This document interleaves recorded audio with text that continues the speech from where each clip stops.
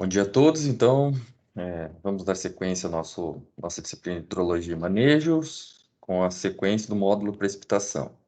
Aula anterior, nós vimos que a chuva, ela vai fazer, a chuva não, a precipitação, ela vai fazer parte do input, né, da bacia hidrográfica, no tocante às entradas de água, que vai desencadear todas as outras funções da bacia hidrográfica, todos os outros aspectos que envolvem a bacia hidrográfica, seja escoamento superficial, infiltração, evaporação, recarga dos aquíferos, vazão, etc. Vimos como se comporta a questão atmosférica, como se comportam os gases e a formação de chuva, no tocante à umidade relativa, ponto de orvalho, que vai ser o limite entre a saturação para a criação de chuva ou não, os mecanismos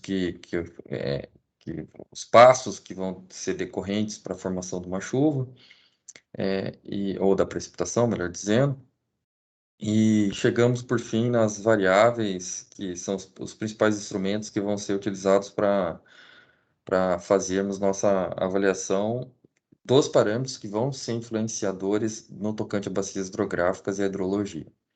Então, a gente vê o pluviômetro, que é a chuva, ou pluviográfico, os pluviógrafos, perdão, que vão tratar a questão da chuva, quantidade de chuva que cai, barômetro de pressão, termômetro de temperatura, anemômetro vento e o satélite meteorológico, que a gente vai acabar trabalhando com eles no tocante às medidas de precipitação. Então, agora adotando, vamos para o prático, efetivamente, uma das medidas, ou a mais usual, que é utilizada no tocante à hidrologia, à meteorologia e agrometeorologia, especificamente, é a questão de medida de precipitação. Então, usualmente a chuva, então, no tocante à precipitação, na qualidade de chuva, ela vai ser avaliada por volume, por unidade de área, então quanto que é um litro de água por uma superfície de 1 metro quadrado. Então, se você for analisar 1 litro de água em ml, se você trabalhar 1 ml,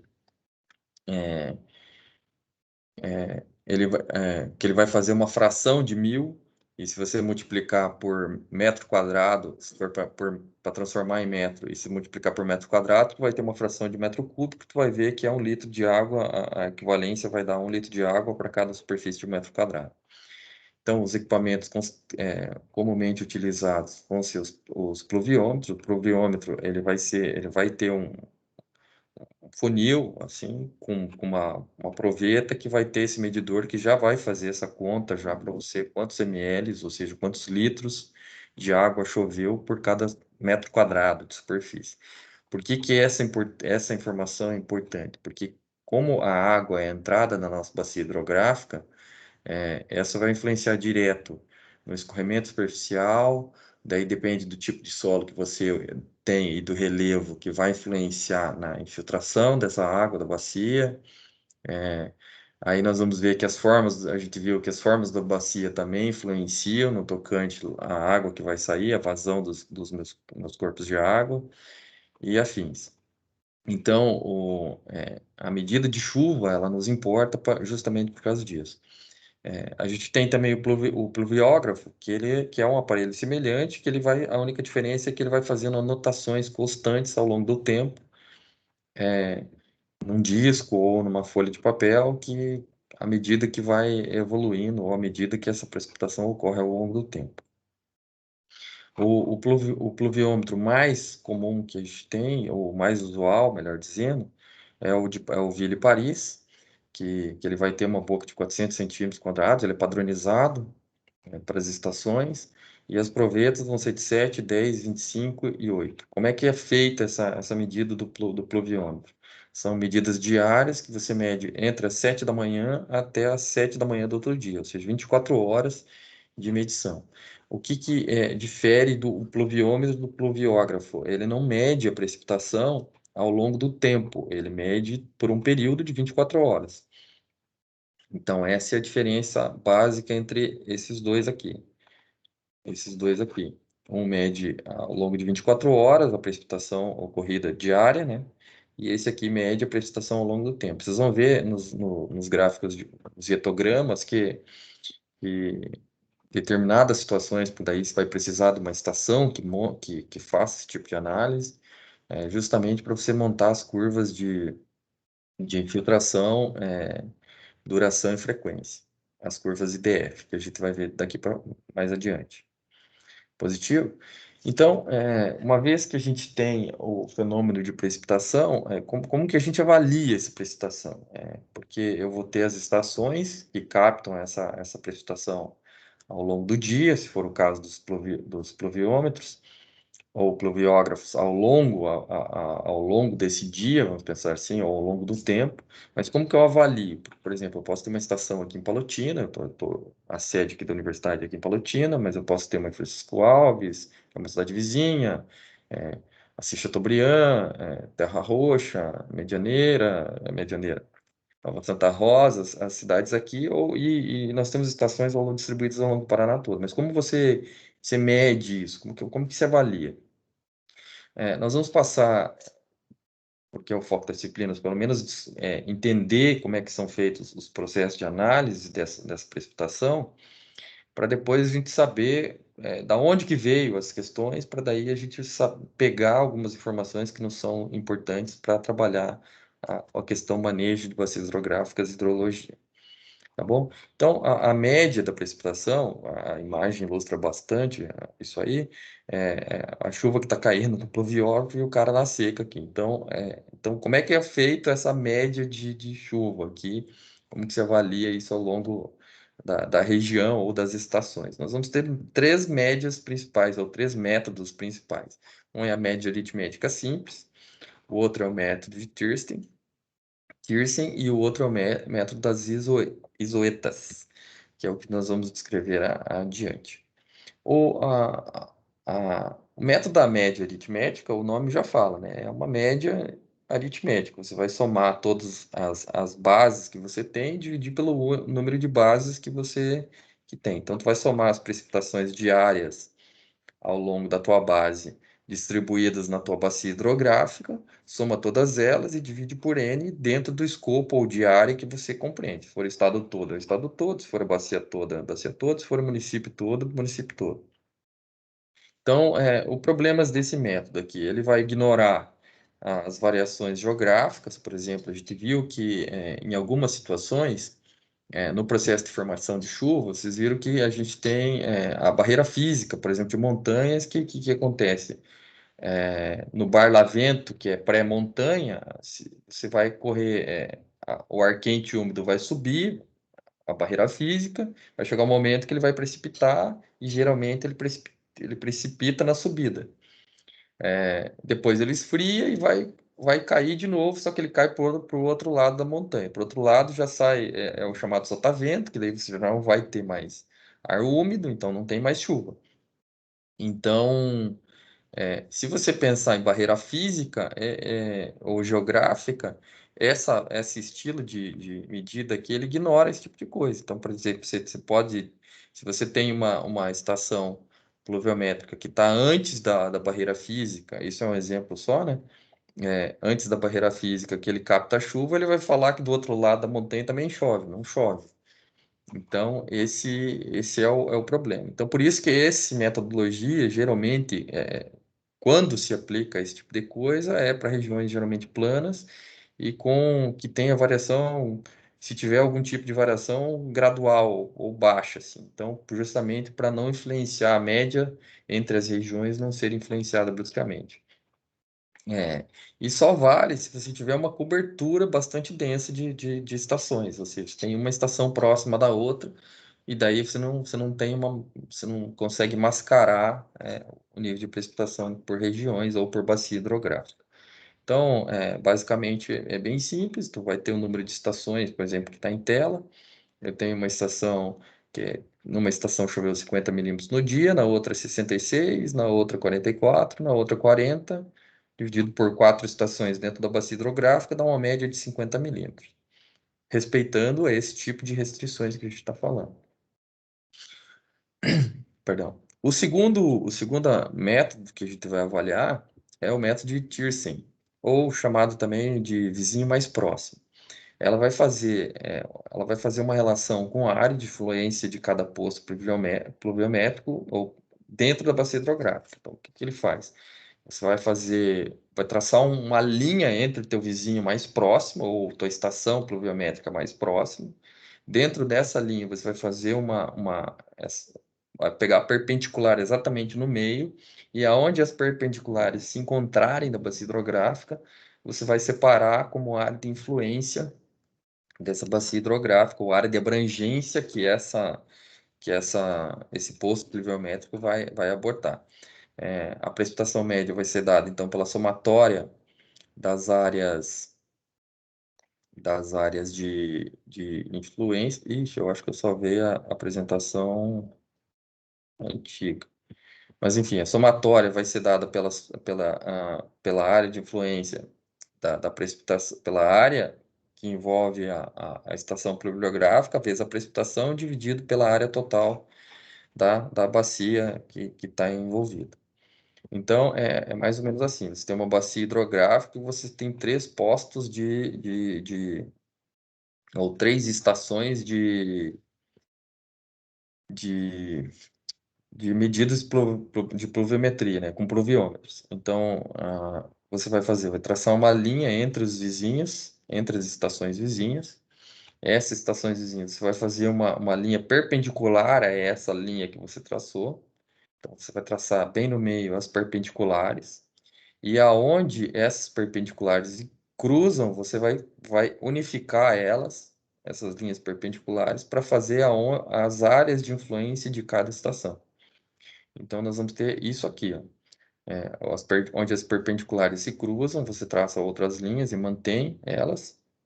Ignoram-se as outras linhas, então você vai ter o seguinte passo. Então, a área X vai ter essa área de confluência, a área Y essa outra aqui, a W essa outra perdão, a Y essa outra, a X essa outra. E assim por diante. É isso que ela vai fazer. Então, ela é quase uma média ponderada. Então, se você pensar aqui a equação está certa. Então, vai ser por área de influência. Então, cada área de influência vai levar em consideração a probabilidade dividido pela somatória da área da bacia. Então, vai ser a seguinte situação. Pensando nessa desenho que estamos em tela aqui, para entender, nós vamos ter, por exemplo, a área 1, a área 1 com 15 quilômetros quadrados, choveu 120 milímetros. A área 2, com 40 quilômetros quadrados, choveu 70 milímetros.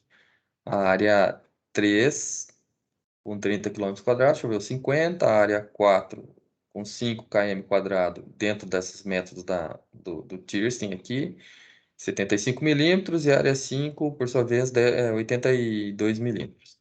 Então, como é que a gente vai fazer? A gente vai usar essa fórmula aqui, então nós vamos ter o seguinte. Então, se você somar primeiro a área total da bacia, nós vamos ter 40 quilômetros quadrados com 10, 50.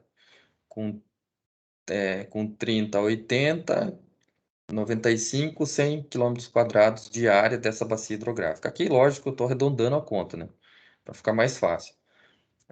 E eu tenho esses volumes precipitados por área correspondente. Então, como é que vai ser? Eu tenho, na área 1, eu tenho 120 milímetros de chuva, vezes a precipitação, a área correspondente, vezes a precipitação, dividido pela tua área em quilômetros quadrados. Então, eu tenho 120 milímetros de chuva para uma área que é 15%. O que que é isso aqui, na verdade? É uma média ponderada. Então, eu tenho aqui 15% vão fazer parte de 15, vai dar 15% da bacia hidrográfica, que é 100 neste caso.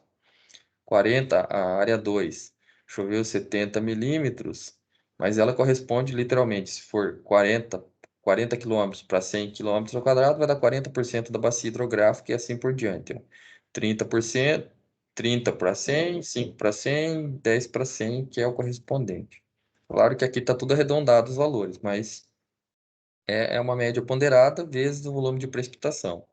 Então, o que que contribui? O que que a média ponderada faz? Ela vai falar que quanto que essa média corresponde à área total que você tem. Então, neste caso aqui, se você fizesse essa equação aqui, você ia ter 73%, 73 milímetros de chuva médio nesta bacia hidrográfica aqui. Se fosse pela média aritmética simples e somasse 120, 70, 50, 75, 82 dividido por 5 estações, que é o que a gente tem aqui, a gente teria uma média de 60. Então, a área correspondente influencia no tocante à distribuição de chuvas de uma bacia hidrográfica, ou seja, o município. Um outro método que também é utilizado bastante, e esse eu acho que é o mais popular, todos eles, principalmente quando você vai fazer a distribuição no próprio QGIS, ele vai avaliar esse tipo de mapa aqui, e quando você vê um mapa de precipitação, ou um mapa de chuvas numa região, assim, por exemplo, o estado do Paraná, como vai ver na TV, aquele mapinha de distribuição de precipitação, geralmente ou eles apresentam o da método de Thiessen, ou por região, ou eles fazem pelos isoetas. Então, ele também vai fazer em relação com a área de influência de cada posto pluviométrico, da bacia hidrográfica ou município, se você achar prudente.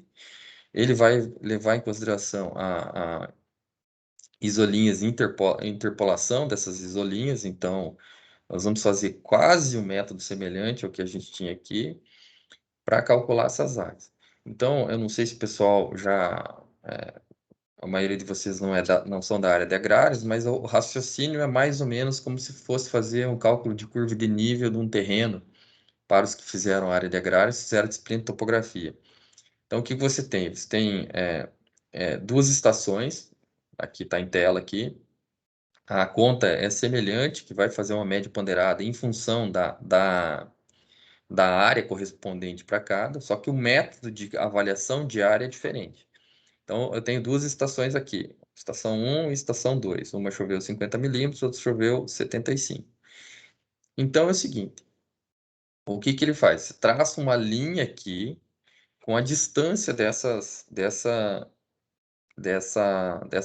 linha aqui, entre as estações. Então, vamos pensar que a distância minha entre a estação 1 e a estação 2 deu 120 quilômetros. Então, como é que eu faço a conta? Eu vou fazer a interpolação dessa chuva, porque se aqui choveu 50 e aqui choveu 75, ao longo do caminho, teoricamente, em algum momento choveu 70, em algum momento choveu 65, em algum momento choveu 50. 60, daí 55, daí 50. Então, subindo de trás para frente. Se aqui choveu 50 milímetros e aqui choveu 75, em algum momento choveu 55, em algum momento choveu 60, em algum momento choveu 65, em algum momento choveu 70, e aqui, por fim, chegou nessa estação que choveu 75 milímetros. Então, esse método ele vai fazer uma interpolação da quantidade de chuva entre essa distância aqui. Como é que você faz isso? Você faz assim, ó. A estação 1 choveu 75 milímetros até a estação 2 que choveu 50 milímetros, numa distância de 120 quilômetros. Então, o que esse método faz? Ele quer encontrar os meios, ou seja, ele quer saber aonde que está passando a linha de 70 milímetros de chuva e aonde que está passando a linha de 60 milímetros de chuva e aonde que está passando a linha de 50 milímetros de chuva. Se catar minha linha vermelha aqui, ó, tem uma linha que passa em 50, outra linha que em algum momento que vai passar 60, e a outra linha que em algum momento vai passar 70. Eu vou fazer isso para todas as estações. Então, daqui para cá eu também vou ter uma linha milimetrada que vai envolver a distância. Daqui para cá eu também vou ter uma outra linha milimetrada, não, que eu tenho a distância entre as estações. E assim por diante. Então, eu cruzo todas elas e eu sei a distância. Então, vamos pensar aqui dessa estação aqui em verde para essa estação que está no meio, que choveu. Então, dessa estação que está com 50 milímetros aqui para essa estação que está com 70 milímetros, eu sei que em algum momento choveu 60 milímetros. Então, em algum momento, a minha linha de 60 milímetros vai passar aqui entre essas duas estações. Dessa estação de 50 milímetros para essa de 120, eu vou ter uma escala gradativa bem maior. Então, vai ter um momento que vai, dessa distância aqui, vai chover os 60, na outra distância choveu 70, na outra choveu 80, 90, 100, 110, até chegar em 120. E aqui desse jeito também. Aqui choveu 82 para 120. Em algum momento choveu 90, em algum momento choveu 100, em algum momento choveu 110 e assim por diante. Então, como é que eu faço a conta? Então, pegando o exemplo dessa que está em tela aqui, dessas duas que estão marcadas, então eu tenho 75 milímetros para 50 milímetros numa distância de 120 quilômetros. Então, se eu quero descobrir a distância que a minha linha vai estar a partir do 75 para a linha de 70, eu sei que é de 75 e eu quero encontrar a distância de 60 a uma distância que eu não sei que é x. Faz essa relação de 3, então 75 menos 50 vai dar 25 dividido por 120. E aqui vai dar 75 para 60, vai dar 15 dividido por x. Faz uma regra de 3 simples, eu encontro que a distância minha a partir do 75 é 72 quilômetros. Então, 72 quilômetros a partir da linha de 75 milímetros, eu vou estar com a linha de 60 milímetros de chuva. É basicamente assim que procede. Uma vez que eu tracei todas, uma vez que eu tracei todas as minhas linhas ao longo da bacia hidrográfica, com linhas cheias, vamos pensar assim, 60 milímetros, 70 milímetros, 80 milímetros, é claro que eu poderia fazer 75, 65, fazer os meios também. Eu vou ter um histórico de linhas entre precipitações distribuídas ao longo da minha bacia hidrográfica e eu vou ter uma área correspondente para cada isolinhas. Então, vou traçar uma linha correspondente para cada bacia hidrográfica em função de cada posto dentro da minha estação. Eu vou ter algo, isso aqui. Então, essa minha área correspondente ao posto 1, outra posto 2, outra posto 3, posto 4, dentro da minha área de correspondência. Então, o posto 1 tá, o posto, deixa eu voltar aqui. Então, se tivesse algum posto aqui de instalação, essa área 1 aqui ia corresponder a esse posto e assim por diante. Aí, uma vez que eu tenho as áreas correspondentes e a chuva por posto, eu calculo igual eu calculei o exercício anterior. Eu vou fazer esse tipo de relação porque vai ser uma média ponderada em função da área de influência em função de chuva. Eu tenho a precipitação média da bacia. Beleza? Professor, Oi, pode falar. no caso aí da última fórmula, dessa última fórmula aí, o senhor colocou 60, mas eu poderia, por exemplo, colocar 70, porque Sim, estaria entre 75 e 50 do mesmo jeito, né? sim, isso aí. Ah, tá. Daí você ia ter a distância do 75 a 70. Ah, sim. A única diferença, o único número nessa relação aqui, nessa distância aqui, você ia mudar isso aqui para 70. Aí, se você quisesse colocar 65, você poderia colocar 65. 55, mesmo processo. Você ia ter uma distância que ia dar a partir do 75. Se você poderia fazer o caminho inverso também, fazer a distância a partir dos 50. Só que daí o 50 tinha que entrar antes e o 75 aqui. E o 50 aqui e o 60 e o 60 aqui e o 50 aqui. Beleza? Aí você ia ter a distância que saía o ponto, a média ponderada, ou que ia da relação que você está fazendo, que é o start, né? Que é esse primeiro ponto aqui. Mas o resto é assim, é normal para todas elas. Aí a milimetragem que tu vai fazer, ou essa distribuição, isso aí depende do operador. Aí, se você for fazer pelos métodos das isoedas ou Thiessen, que é os mais comuns, né, se fazer, você vai ter esse tipo de situação. Que você tem uma bacia hidrográfica qualquer, ou o limite de um município qualquer, e você tem a área de influência de cada bacia. Aqui está o método de Thiessen, e aqui está o método da isoedas. Então, lá no QGIS, quando a gente for fazer a nossa análise de precipitação em função da distribuição ao longo da bacia hidrográfica ou possivelmente a gente vai fazer do estado inteiro, que fica pelo menos mais legal de ver assim, a distribuição, a gente vai ter isso aqui, que é o mapa que você vê. Então, você vai ter as áreas de influência de cada área de precipitação. O próprio QGIS já vai fazer essa classificação, essa distribuição em função pelo método de interpolação. Tem outros métodos também que são avaliados, mas ele faz essa distribuição e depois ele próprio, a gente vai ver lá no QGIS como a gente colore de forma que você quer. Então, você tem a distribuição em milímetros, vai ter exatamente esse tipo de ranking aqui. tem, então, nas regiões aqui choveu 330 milímetros, daí depende da unidade que você vai trabalhar, por dia, por hora, por mês, por ano, e é assim que funciona o processo. Beleza? Então, uma outra questão que é avaliada, principalmente quando se discute a precipitação em bacias hidrográficas ou mesmo regiões, é a homogeneidade de dados e preenchimento de falhas.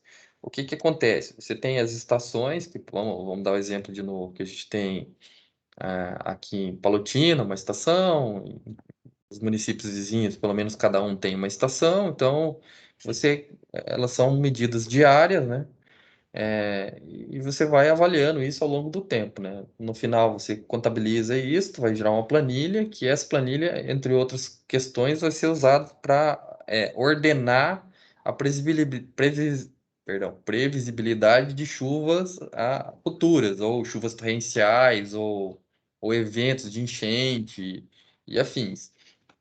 Então, a ideia de você fazer uma unidade de dados é fazer uma análise estatística dessa questão de chuva, desses dados que você tem, justamente para você corrigir possíveis falhas que tem. Então, a detecção de erros groteiros ou pontos atípicos, por exemplo, você tem, o que que acontece? Vocês vão ver que alguns métodos que a gente vai avaliar para chuva, ele vai se basear principalmente na na análise da série temporal. Então, você vai ter o quê? Você tem ao longo do tempo uma quantidade de chuva diária, mensal, anual, distribuídas. Isso, ó, se for chuva anual, você vai ter uma chuva que vai ao longo dos anos, chuva média ao longo dos anos. Então, vai ter anos de chuva, acumulado de chuva aqui nessa linha.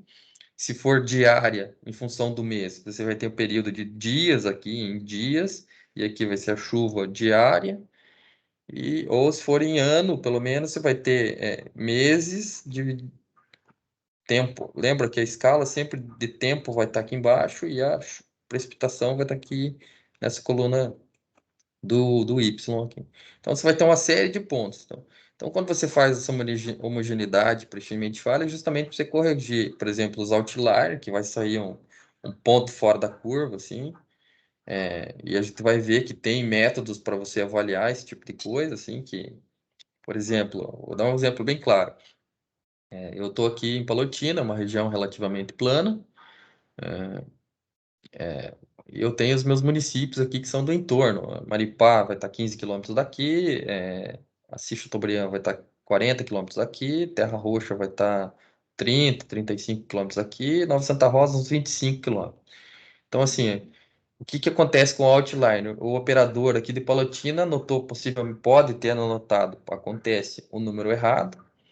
Por exemplo, choveu 7 milímetros no dia e o cara anotou 70. Só que na minha região toda choveu 7 milímetros. Então, o que que o operador do sistema pode fazer? Opa, tem um ponto fora da curva que é lá em Palotina. Então, ele corrige esses outlines que está fora.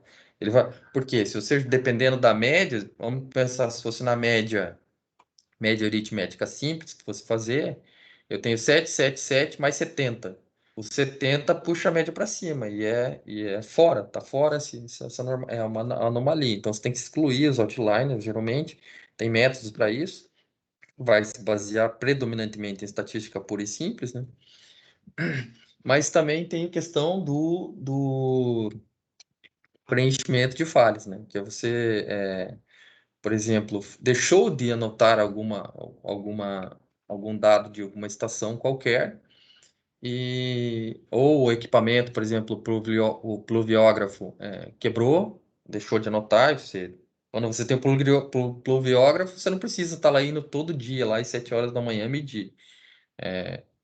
Ele mesmo se automede. Então, o que, que pode acontecer? Ele pode quebrar e você fica sem falha, e você vai perceber depois do longo do tempo.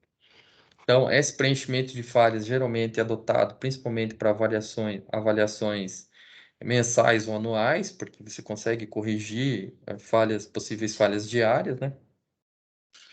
E a homogeneidade justamente para você avaliar a mudança na sua série temporal. Então, se você já está com uma previsibilidade de chuva ao longo do sistema ou da sua região, que está seguindo uma distribuição normal, vamos pensar assim, de se seguir, daí você começa a inverter a partir de algum momento a tua reta, os teus pontos em determinada estação, especificamente. Então, o que que você faz? Você normaliza e faz a homogeneidade dos seus dados para justamente corrigir essas distorções porventura. Por isso que geralmente, quando você vai adotar, você faz uma previsão, a precipitação do posto versus a precipitação na região, né? Você faz essa relação justamente para corrigir qualquer eventualidade do sistema. A conta parece bruta, então, mas a gente vai ter alguns métodos de avaliação e de correções dessa falha de obtenção. Esse primeiro método é uma média ponderada também, ele vai fazer uma relação da precipitação regional em função da tua precipitação que você deseja corrigir, ou melhor dizendo, você deseja repor, por exemplo, faltou dado da precipitação de julho em Palotina, porque o sistema aqui quebrou, ou melhor dizendo, se o cara ficou em home office, não foi trabalhar e não anotou os dados de precipitação aqui em Palotina, não tinha pluviógrafo, ficou em junho inteiro, julho, vamos pensar assim, inteiro, sem anotar na região de Palotina. Então, como é que a gente faz? Parece a conta bruta, mas não é. Então, se você pensar assim, nós vamos ter o seguinte: eu tenho a previsão. Fazer uma simulação. Nós falamos de julho, vamos fazer de conta que era julho. Então, eu quero saber a medida da precipitação em Palotina em julho. Então, o que que eu faço? Eu faço uma relação direta com as chuvas das minhas estações vizinhas. Por exemplo, se fosse em Palotina, eu pegaria a estação de Terra Roxa, que está do lado, a estação de Nova Santa Rosa, que está do lado, e a estação de Assis Chateaubriand, que também está aqui do lado. Então, eu queria saber o seguinte: eu vou fazer PMX. Quando eu tenho M aqui, vai ser a minha média, né? Eu poderia tirar esse M aqui, colocar um risquinho aqui, né? Para montar a fórmula, mas o PM trata-se de média. Então, a média, eu vou ter a média da minha bacia, de precipitação anual, por exemplo. Se eu quero saber o mês de julho de Palotina, então eu pego a média anual de Palotina, dividido pela precipitação média anual do meu município vizinho. Por exemplo,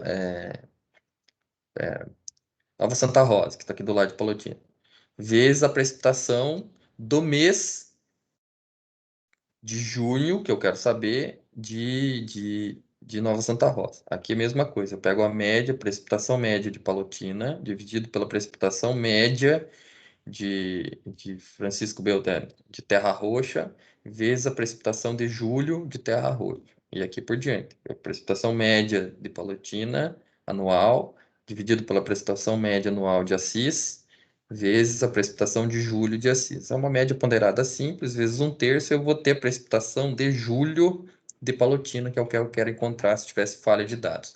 Ou se a minha o meu ponto, eu quisesse corrigir, por exemplo, eu tivesse aqui esse outliner que está fora da média, está fora da região, eu posso corrigir esse tipo de dados. Um outro método que você vai fazer é por regressão linear, né? Você tem uma distribuição de ponto, você vai ter um gráfico de uma curva ax mais b, por essa equação, vai ter um R dessa equação e você consegue corrigir a previsibilidade de dados, porque você tem um gráfico dessa equação gerado pela tua linha de tendência. Então, saiu fora um ponto determinado, você, pela equação, você estima dentro da tua, da tua falha. Claro que vai depender do R dessa tua equação, né? Quanto mais próximo a 1, melhor está normalizada a tua equação, mas você tem também outro método que eles combinam o método da regressão com o método da ponderação regional. Você vai ter um gráfico de equação que você vai conseguir fazer a previsibilidade, mas você também vai fazer essa ponderação misturada com a, com a, com a equação de regressão linear, né? Então, essa mistura aqui meio absurda, que ele vai fazer a mesma consideração. Cada ponto vai ser uma estação, e esse aqui vai ser o que você quer encontrar e vai fazer uma média ponderada em relação às demais estações. Então, adotado alguns pontos, alguns métodos de precipitação, de distribuição dessa média de precipitação que vai ocorrer por regiões ou por bacias hidrográficas, o que você tem? Você vai ter uma série de precipitação mensal, por exemplo, ou anuais, ao longo do tempo, e você tem uma média dessas precipitações, que você pode avaliar dependendo dos métodos, pela estação. Então, a partir desses dados históricos que você tem, de precipitação por região, ou por bacia hidrográfica, ou por estação, especificamente de, de captação dessas informações, você consegue fazer uma previsibilidade de precipitação futura, porque você analisa o histórico.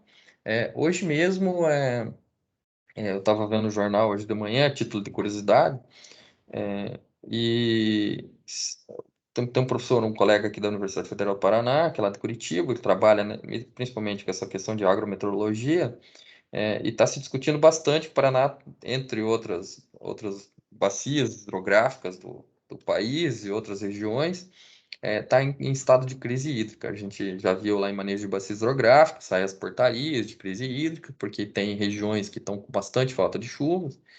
E daí, pegando o gancho da aula passada lá, que a gente falou do efeito estufa, o colega já tacou a pedra. Ele já falou assim, olha, antes que o pessoal comece a falar que é, esse ano que está se tendenciando, ou seja, esse é o ano que vai ocorrer estiagem, está previsto que já vai ser estiagem esse ano, falta de chuva, as próprias estações estão com falta de chuva, Paraná está com crise hídrica, decretado estado de crise hídrica.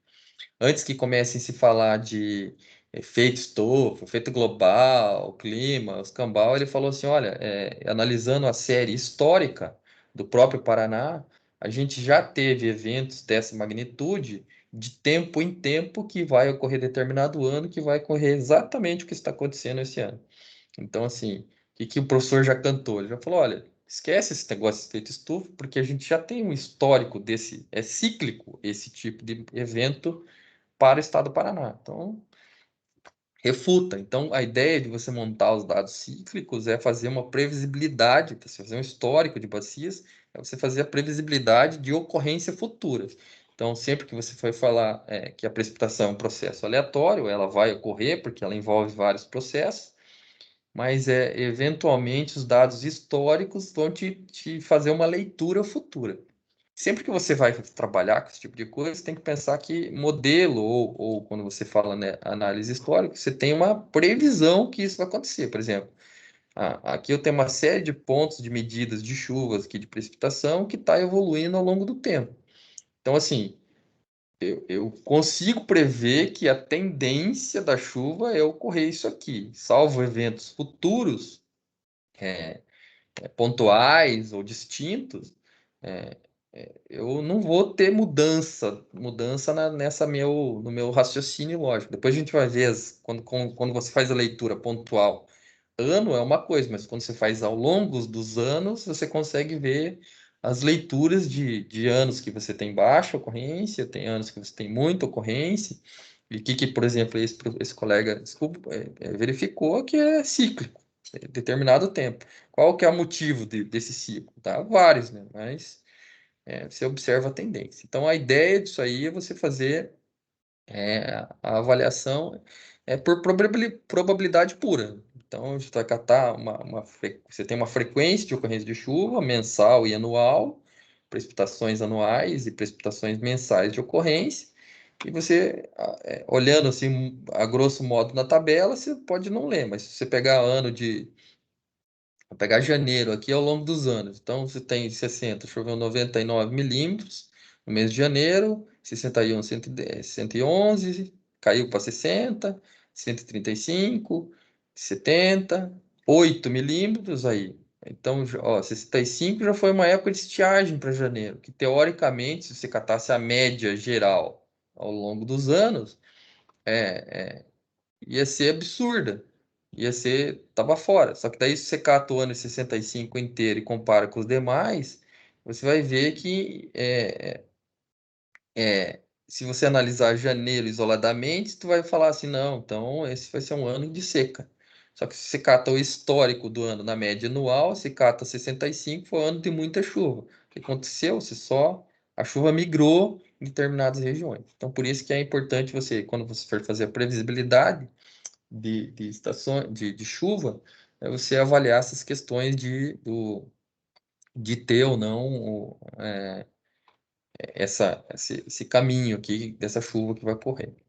Então, quando você analisa esse tipo de coisa para fazer essa previsibilidade, entre outras coisas, claro que aqui a gente está vendo um satélite que vai captar esse tipo de situação, mas quando você faz a previsibilidade associada, é justamente você pensando na estatística associada ao risco de ocorrência de um determinado evento, por exemplo, uma chuva torrencial ocorrer, e o período de retorno, ou seja, quando que ela vai ocorrer de novo. Então, eu tenho uma situação, vamos dar um exemplo, porque você tem duas situações. Você pode dizer que choveu 100 milímetros, que seria 100 litros de água para 1 metro quadrado em 1 hora. Isso é muita chuva. Mas você pode ter 100 milímetros de chuva em 48 horas. Então, isso já não é mais tanta chuva, porque choveu 100, então ela foi bem espaçada. Então, essa chuva deu tempo de percolar no solo, foi uma chuva branda, não foi torrencial. Quando você tem muita chuva num curto período de espaço de tempo, não dá tempo de infiltrar, dependendo do tipo de inclinação do solo, você vai ter escorrimento superficial, essa água vai cair toda na bacia, pode gerar inundação, e a gente vai ver que alguns modelos tratam justamente esse tipo de coisa.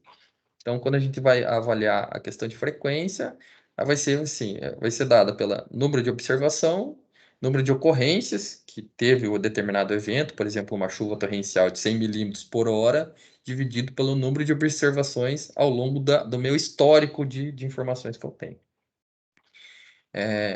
Então, esses dados vão ser classificados, a gente já vai ver um exemplo, mas a gente classifica esses dados de forma decrescente, atribui um ranking para essa ordem, ou atribui uma ordem dessas informações de chuva, de ocorrência de chuva, e você faz a estimativa de frequência de ocorrência em função desse determinado evento. Nós vamos ter dois métodos clássicos, que é o método Califórnia, que vai fazer a frequência vai ser dada pela ordem do evento, ou seja, o ranking que ocorreu determinada chuva, que ela está, e dividido pelo número de observações anuais que você tem, ou meses, ou anos e afins.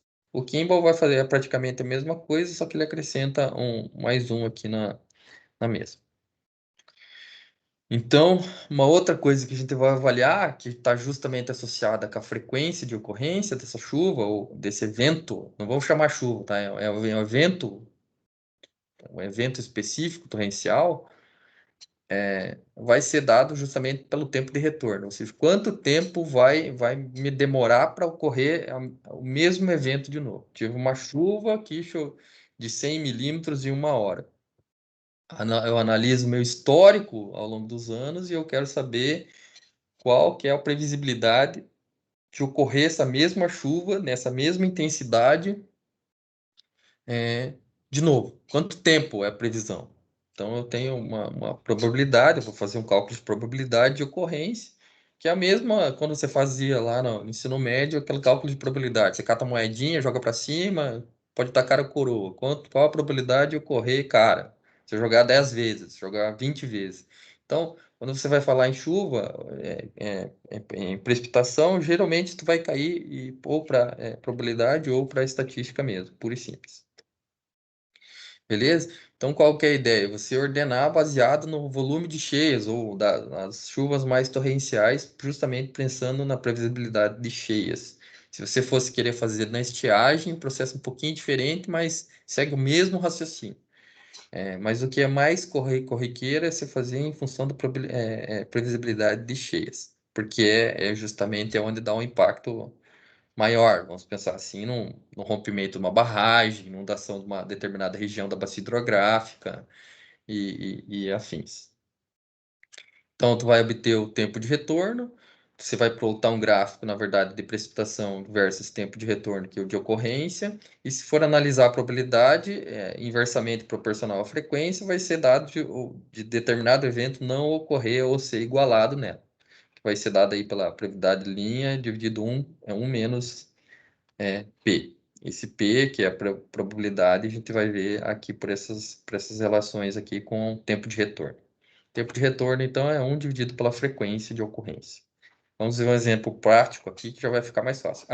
Esse tempo de retorno, entre outras coisas, é necessário para você calcular a curva IDF, intensidade, duração e frequência, que a gente já vai abordar daqui para frente.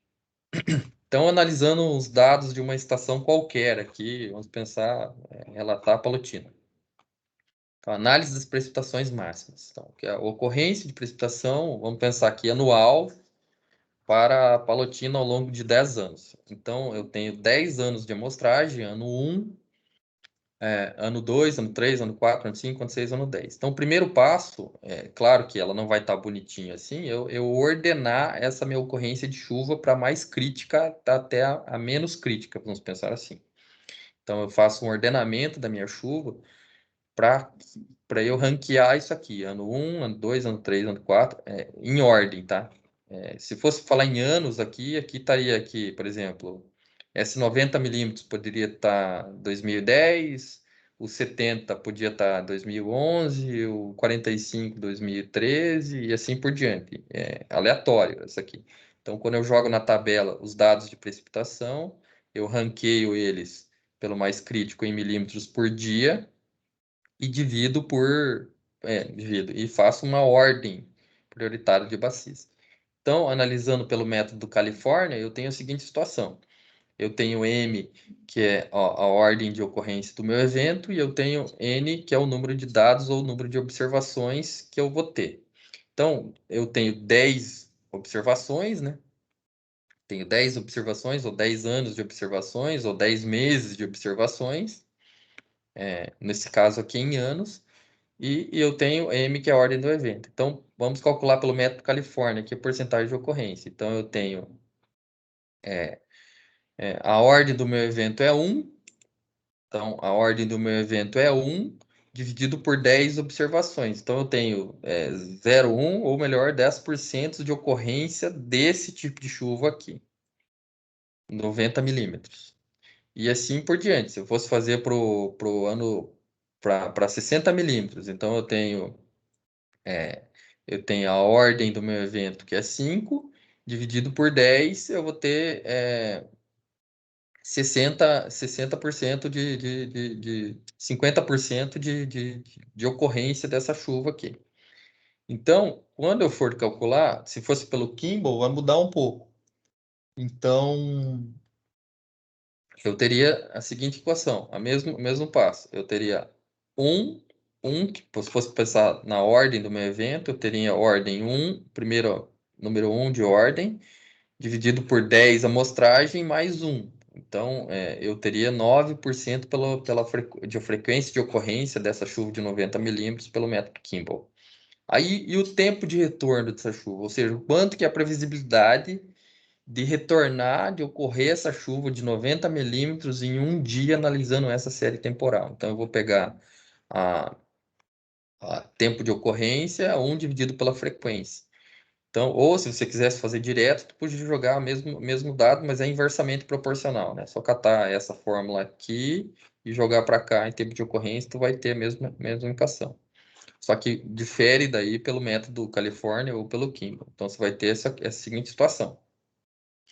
Então, eu tenho 1 dividido por 10 de ocorrência pelo método de 1 dividido pela frequência, que é 10%, ou 0,1, melhor dizendo. Então, eu vou ter tempo de retorno de ocorrência dessa chuva de 90 milímetros de 10 anos. E pelo método Kimball, eu vou ter 1 dividido por 0,09, que é o que está aqui. Eu vou ter tempo de retorno dessa chuva de 90 milímetros pelo método Kimball de 11,11 anos. E assim eu vou fazendo para cada ocorrência ao longo dos anos. Então, qual a probabilidade, por exemplo, ou o tempo de retorno de ocorrer uma chuva de 20 milímetros no dia nessa série temporal que eu analisei meu histórico de dados. Então, o tempo de ocorrência, o tempo de retorno dessa chuva de 20 milímetros num dia de um ano de ocorrência, assim por diante. Então, nesse sentido, quando eu faço análise do tempo de retorno em função das precipitações máximas, eu vou ter, no tocante aos picos de chuvas, assim, ou intensidades de chuvas máximas, o tempo de retorno que pode ocorrer. Por que que isso aqui me importa? Porque, por exemplo, quando eu for estipular nós já vamos ver como é que calcula esse tipo de conta, mas por que que importa isso? Quando eu for fazer a minha previsibilidade de um reservatório, construir um reservatório de Itaipu, construir um reservatório para abastecimento público, construir uma barragem, um viveiro de piscicultura, ou construir um lago municipal de Palotina, ou um lago municipal, que qualquer cidade tem um lago municipal, eu tenho uma bacia hidrográfica, que ele vai catar essa água aqui, dependendo da inclinação dessa bacia hidrográfica, ela vai contribuir para essa água que chove cair dentro do meu reservatório, e eu tenho que prever que se chover 90 milímetros por dia, quer dizer que está chovendo 90 litros de água por dia.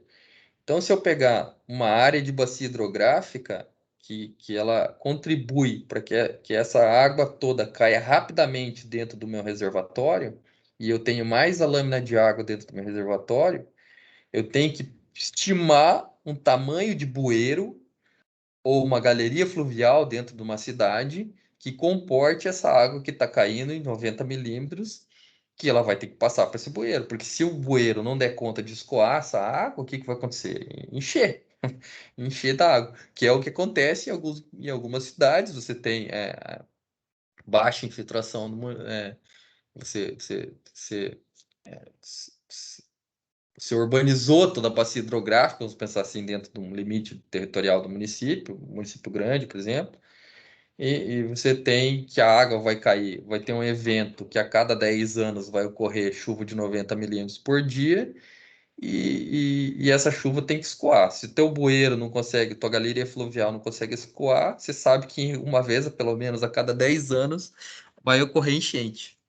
Esse raciocínio vale para inundação, vale para uma série de outras situações. Então, quando você pensa em chuva ou precipitações no tocante a bacias hidrográficas, justamente você tem que pensar na previsibilidade de ocorrência dessas chuvas, para justamente prever que vai acontecer determinado evento e você precisa sanar esse problema. Então, você vai ter associado à tua probabilidade o risco de ocorrência dessas situações. Então, tu vai ter o risco de ocorrência vai ser em função da probabilidade, justamente o nome fala, de ocorrer determinado evento. Então eu tenho um evento de cheia ou de uma chuva torrencial que vai ocorrer. Essa chuva torrencial tem um tempo de retorno que vai acontecer, que eu já fiz essa previsão em função dos meus dados históricos. Isso vale tanto esse probabilidade de ocorrência vale para chuvas máximas ou chuvas, precipitações altas, assim, quanto para enchentes e afins. O que você quiser, tu faz uma probabilidade de ocorrência em função dos seus dados históricos. Então, vai ser em função da tua série anual ou dos teus dados históricos, né, que você tem, e você vai fazer uma relação direta entre, por exemplo, você construiu uma barragem e vai ter essa relação do chamado risco permissível, por exemplo. Então tá, então eu estou construindo Itaipu e na minha série histórica eu sei que em algum momento, em 10, 20 anos, eu vou ter uma chuva que vai cair canivete, como se fala, né? Vai chover muito em pouco tempo e eu vou ter que extravasar essa água. Então, bom, eu tenho que dimensionar um mecanismo que eu consiga extravasar a água. Por exemplo, Itaipu, os vertedouros. Acontece ocorrências de chuvas torrenciais ao longo de muito tempo. O que que a Itaipu faz? Abre o vertedouro. Não é o caso. Tem anos já que a Itaipu não abre todos os vertedouros para escoar, extravasar a água. Então, você tem uma previsibilidade de ocorrência e você sabe que o risco de ocorrência. Quando você fala em barragens menores, vamos pensar aqui, ou numa galeria fluvial, ou ou num loteamento urbano, vamos pensar assim, você tem que prever esse risco de ocorrência justamente para. Ah, tá bom. Então, uma vez a cada 20 anos eu sei que vai ocorrer uma chuva torrencial que o meu bueiro não vai conseguir, pode ser que chegue a molhar alguma casa. Isso é um risco aceitável? Então eu tenho que dimensionar o quanto que é aceitável isso. Quanto que eu posso? Porque assim, vocês têm que pensar em custo. Sempre quando a gente vai falar em obras acessórias, de previsibilidade ou contenção de alguma coisa que vai acontecer num evento futuro, eu tenho que pensar em custo.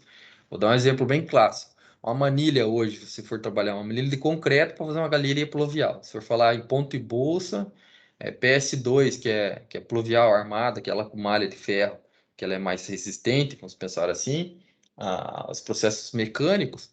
Se você falar em 300 milímetros, vai estar. Se for falar em 600 milímetros, que é o padrão de uma galeria fluvial, ela vai estar em torno de R$ 320, R$ 370, R$ 400 para arredondar a conta. Se você falar de uma de 800 milímetros, que vai ser uma vazão bem maior, que possivelmente você conseguiria é, evitar qualquer tipo de transtorno de enchente, ela já vai para quase 1.000. Então vai para pelo menos para 600. Então, se você precisa de uma galeria fluvial, que você tem que colocar 1 quilômetro de linha, de linha de tubulação, você tem que pensar que só o fato de você querer colocar o acréscimo de uma manilha maior já te onera esse custo. Quanto que você quer pagar em função do teu risco de ocorrência é o que a engenharia vai avaliar, né? Então, a gente vai ver que baseado no risco permissível, ter a probabilidade de ocorrência é igual 1 dividido pelo tempo de retorno.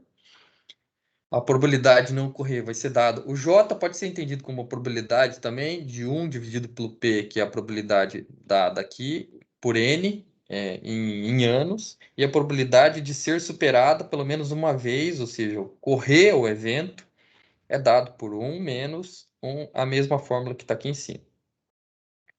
Beleza? Se você pegar essa aqui, essa fórmula aqui de ocorrência, de não ocorrer, 1 menos a probabilidade de não ocorrer, é a mesma que a gente viu aqui, ó. É a inversa da probabilidade. 1 menos a probabilidade. Então, fazendo um exemplo bem prático, assim, arroz e feijão para vocês. Então, assim, eu tenho, para uma precipitação elevada de X milímetros, vamos pegar aquele exemplo ali que a gente viu agora há pouco, de 90 milímetros por hora, vamos pensar, eu tenho um evento que choveu 90 milímetros por hora, em que o tempo de retorno foi estimado em 5 anos. Eu fiz aquela continha da tabela anterior, cheguei que o meu tempo de retorno de ocorrer 90 milímetros por hora, ou X milímetros por hora, foi de 5 anos. Calcula a probabilidade de ocorrer para o próximo ano. Então, a probabilidade de ocorrer para o próximo ano é dado por 1 dividido por 5, que é meu tempo de retorno, vai ser de 20% dessa ocorrência de probabilidade nesse evento. Então, assim, qual que é a probabilidade de ocorrência nos próximos 3 anos desse evento? Ou seja, vai acontecer esse tipo de evento aqui. Então, eu vou ter 1 menos 20%, que é a probabilidade que eu calculei anterior, N no meu N em anos, né? O número de anos. Então, eu tenho 48% de chance de ocorrer esse evento nos próximos 3 anos. E assim por diante. Então, eu faço uma previsão de ocorrência nesse ano. Então, esse risco de ocorrência aqui, bom, eu tenho 48% que vai chover 90 milímetros. A minha estrutura aguenta isso? É a pergunta que você vai fazer. A região que eu estou querendo construir, que tá com. Vamos pensar em outro lado agora. Então, beleza, tem uma chuva, eu sei que vai correr esse fenômeno de chuva torrencial em determinado momento. Essa chuva vai cair para o rio, a gente vai ver lá em vazão, escorrimento superficial, que essa chuva vai cair no rio. O rio, eu vou ter uma medida de vazão desse rio, vai fazer um gráfico. Nós vamos ter um gráfico de um hietograma, que vai fazer um gráfico em relação de precipitação ao longo do tempo, e eu vou ter o hidrograma, que vai fazer a vazão ao longo do tempo. Então, são coisas semelhantes, mas distintas. Então, você, eu sei, por exemplo, que eu quero construir um reservatório numa área que tem inundação. Pelo perfil lá da bacia hidrográfica, a gente viu que, pela declividade da bacia, pela hipossometria da bacia e pelo meu exutório, pela determinação da minha bacia hidrográfica, eu sei que ela tem ocorrência, e pela forma da minha bacia hidrográfica, eu sei que minha bacia hidrográfica tem risco de inundação. Ok. Aí eu estou vendo pela previsibilidade de ocorrência, o risco de ocorrência, que eu vou ter chuva torrencial pelo menos 48% de ocorrência a cada 3 anos. Então tá, se eu sei que vai chover tem uma previsibilidade de quase de 50% de ocorrer em 3 anos a mesma chuva torrencial, eu vou manter, por exemplo, um nível de construção de reservatório baixo, eu vou construir num lugar que tem influência dessa chuva, a galeria fluvial que eu vou dimensionar, ela tem que ser mais ou menos que comporte uma chuva dessa. E assim, esse é o exercício que a gente tem que fazer. Beleza? Nós vamos ver aqui a pluviometria, eu vou parar aqui, mas a gente vai ver que é o seguinte, os dados pluviométricos, então, ou seja, as variáveis que a gente vai avaliar para calcular e fazer os fenômenos de relação de chuva, de índice de chuva, vão ser a precipitação, que vai ser a altura da chuva, quanto que choveu em milímetros, que é o que vai ser dado pelo pluvio, pelos pluviômetros, a duração de chuva, o tempo de ocorrência, daí pode ser em horas, dias, meses, a intensidade, que é uma relação direta à altura de duração, a altura dessa chuva dividido pela duração, e a frequência de ocorrência, que é o que a gente acabou de ver, que vai ser associado com o período de retorno e analisada esse risco de ocorrência de retorno que vai ocorrer. Então, quando você faz a chuva, os cálculos dos gráficos das curvas IDM, que chama, que é intensidade, duração, IDF, melhor dizendo, intensidade, duração e frequência, que vai pegar essas 3 variáveis aqui, justamente plotar uma curva ao longo de você fazer uma previsibilidade de ocorrência de determinado evento em função ao longo dos anos. Então, vocês vão ver a aula que vem, a gente vai ver como que se monta esse tipo de curva, e depois a gente vai ver como que vai lidar com esses dados. Beleza? Basicamente é isso para hoje.